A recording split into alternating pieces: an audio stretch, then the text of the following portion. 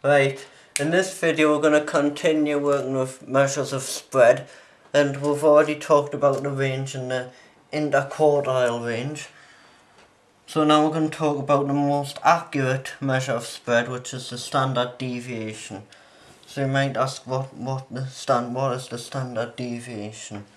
Well, basically if we have some data,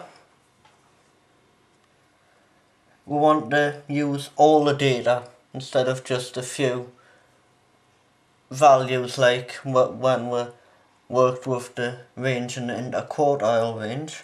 We just used a few values, we didn't take into account every value in the data.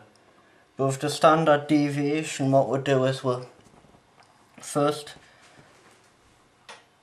calculate the mean of the data and we'll subtract that from each value in the data. So for example, just say I had some data like this. I add them up, I get 15.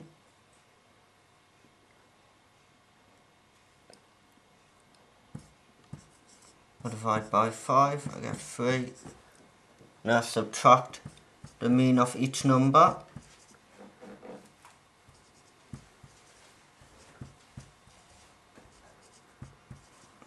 I get -2, -1, 0, 1 and 2.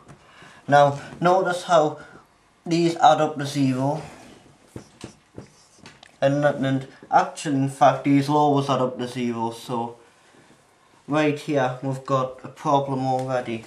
But what we can do is, notice if we square these are no longer minuses, these are all plus. So then we can get an appropriate number, but then because we've squared it, when we've finished doing the calculations at the end, we need to remember to take the square root, because that, as we know, cancels out squaring when we find the square root. So here are the symbols we use when we're working with the standard deviation. We'll use n to be the number of values in the data. We use this x bar here to be the mean of a sample. A sample is just a small part of the population, so we'll just, instead of using all the data, we'll just take some if for some reason it isn't realistic to gather all the data. And this here means the sum. In case you don't know what this is actually the Greek letter sigma, capital sigma, and we use that to be the sum, just because it's a shorter way of writing it. So first what we're going to do is we're going to calculate the standard deviation. I'm going to show you how to do it for these two sets of data here, for using both of these formulas, because they both work, but one was generally used for sample, one was generally used for population. But they both get the same answers, so for some data it doesn't really matter. But for some data it would be more appropriate to use one than the other. So first we're going to use this formula, the top one, to find the standard deviation of these. So it says first what we do is we sum all the values in the data, so we add up all these, and if you add up all them we'll find out we get 60. And then what we do is we find the mean, and the mean will come out to be, let's see if I've already worked this out, the mean is 10. So mean is 10. So then what we'll do is we'll subtract 10 from each number in the data here, and remember when we add them up we'll get 0. So we'll square that, so that's why I've put a little square here, and then when we've done that calculation we'll get 66. And then this n is the number of values in the data and want to subtract 1 from that. So the formula for the standard deviation, the top one's going to be 66 divided by 6 minus 1, which is the square root of 66 over 5, which will come out to be 3.63 to 2 decimal places. So the 2 decimal places, that would be your standard deviation for this data. Now I'm going to rub a lot of this out. I'm going to rub out these little symbol meanings, just so I've got room to put down working out for using the next formula that we're going to use for finding the standard deviation, because I want to give a bit of practice and learn how to use both. So for the next one, we'll just notice how this is sigma x, and then we've got the brackets found here squared. That means we'll sum all these first, then square. So in fact this is 60 squared, which is 3,600. And you can check that on your calculator. And this one, which you might think's the same, but the difference is this one has brackets and that one doesn't, but it means something different. This one means we square all the values individually, then we sum them. This one means we'll sum them all first, then square.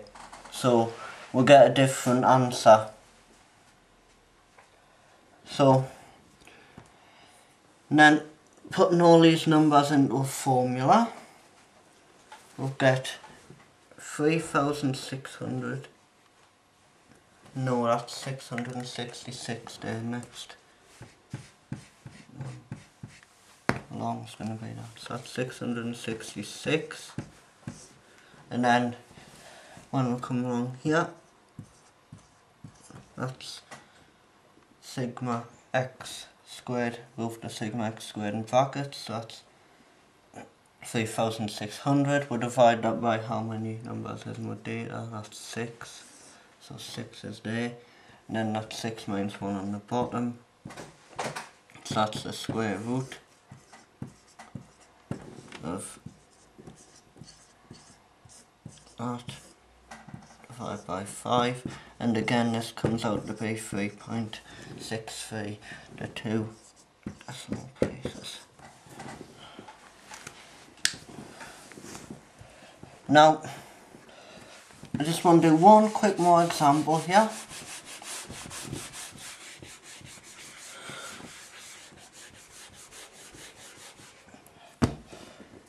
So we're going to use these formulas again. We're going to use the top one first. I've got all the values written down here, so we can just do it.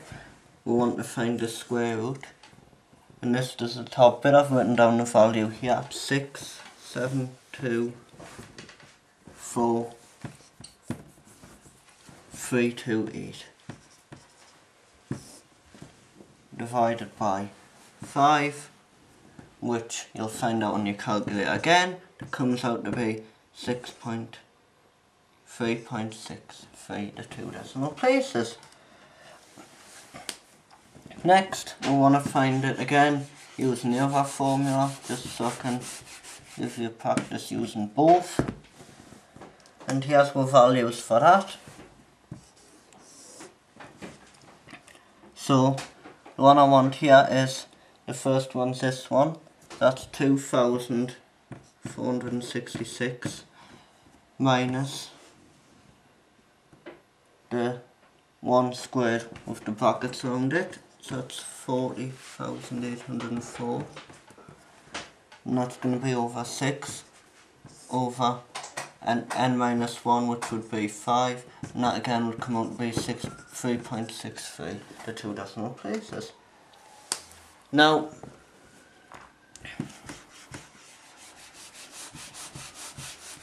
Notice how both of these had the same standard deviation, and that's because we increased all of these by 10, which makes the variances in all the numbers exactly the same.